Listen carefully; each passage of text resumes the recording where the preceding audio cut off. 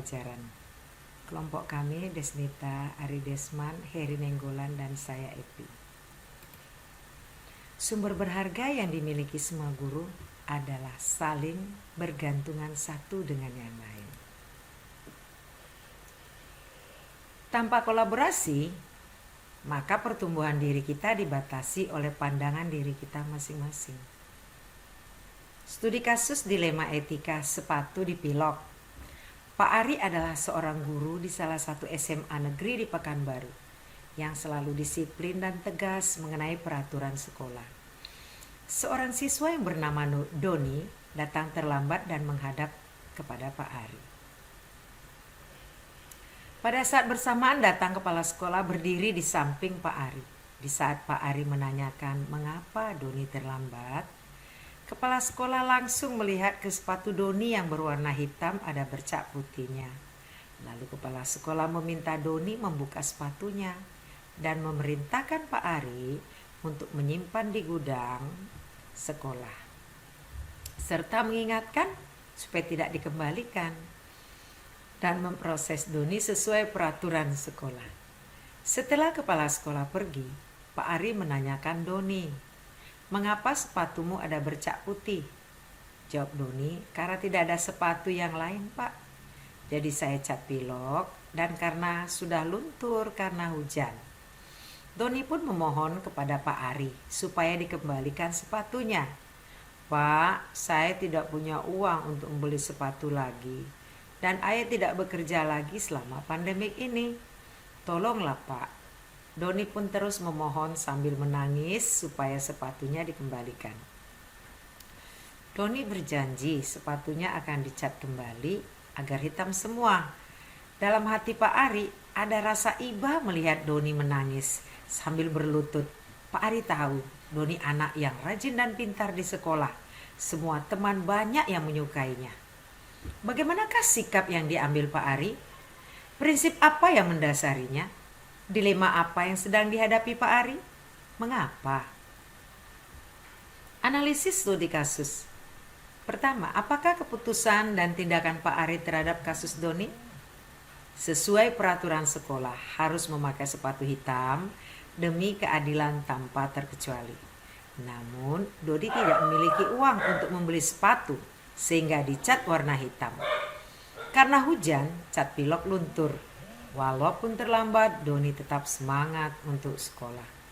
Kedua, prinsip apa yang dipakai Pak Ari menyelesaikan kasus Doni? Di satu sisi peraturan wajib dijalankan, namun untuk Doni diberikan jalan keluar jika orang tua datang dan sepatu harus dicat hitam semua. Berpikir berbasis rasa peduli, care-based thinking. Ketiga, paradigma mana yang diambil Pak Ari? Prinsip berpikir apa yang dipakai Pak Ari? Ya, rasa keadilan lawan rasa kasihan, justice versus mercy. 9 langkah-langkah pengambilan keputusan. Nilai yang saling bertentangan dalam kasus ini adalah nilai kebenaran dengan nilai kasih sayang dan kepedulian. Yang terlibat dalam kasus ini adalah Pak Ari, kepala sekolah, dan Doni, siswa.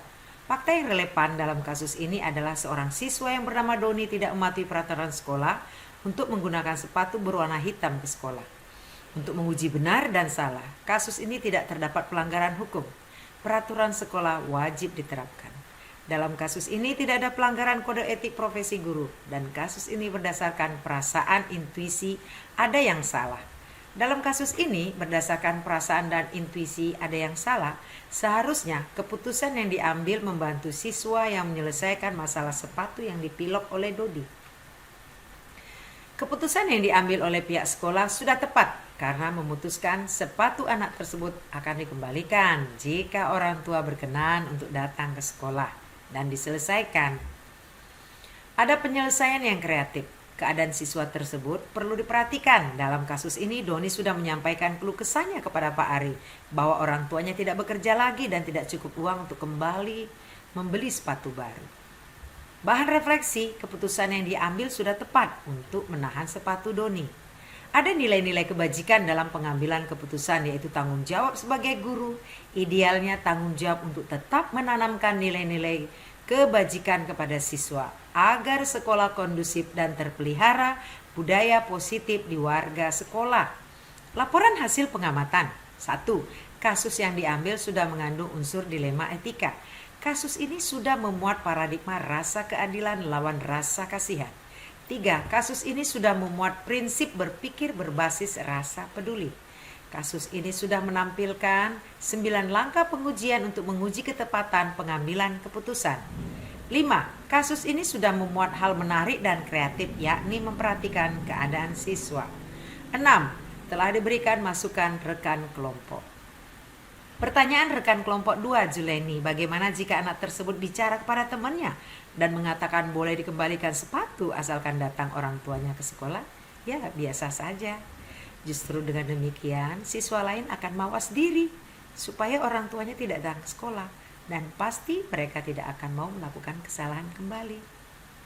Pertanyaan dari Bu Tania, setuju diambil berbasis rasa peduli karena siswa tersebut tidak mampu dipanggil orang tuanya karena yang bertanggung jawab adalah orang tua dalam menyekolahkan dan untuk mengetahui keadaan siswanya yang mengalami masalah, keadaan anaknya yang mengalami masalah.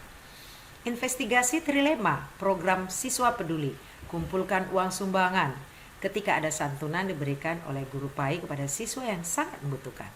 Ibu Yesi, keputusan harus dipertimbangkan nilai-nilai kebajikan. Peraturan harus ditaati, bisa juga peraturan dibengkokkan sesuai rasa peduli. Berarti ada 2 yang digunakan, prinsip peraturan dan rasa peduli. Tanggapan rekan, Bapak Ari, ini sering dialami tingkat SMA maupun SMP atau SD. Yang hobi sepatu putih dari sinetron, anak-anak menggunakan sepatu putih, orang tua tidak tahu. Jadi dipanggil orang tua agar ditanya apakah orang tua tahu sepatu anaknya putih. Alasan orang tua bahwa tidak tahu anaknya pakai sepatu putih. Dan orang tua pun pasti untuk mematuhi peraturan di sekolah anaknya. Ada program menggalang dana untuk siswa yang tidak mampu untuk diperhatikan agar dapat meringankan siswa dalam belajar.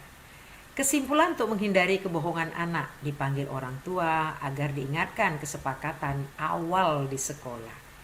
Itulah supaya siswa juga memiliki nilai-nilai rasa tanggung jawab untuk dilema etika. Ini diskusi hari ke-1 daring. Foto diskusi hari kedua daring. Ya, terima kasih. Seperti Pak Nadiem Makarim 2020. Beban dan amanah kepemimpinan adalah mengimbangi semua prioritas yang terpenting. Tugas saya dalam pendidikan adalah melakukan yang terbaik. Apa yang diinginkan kadang-kadang belum tentu itu yang terbaik. Dan untuk membuat perubahan, apalagi perubahan yang transformasional, pasti ada kritik. Sebelum mengambil keputusan, tanyakan apakah yang kita lakukan berdampak pada peningkatan pembelajaran murid. Demikian, terima kasih.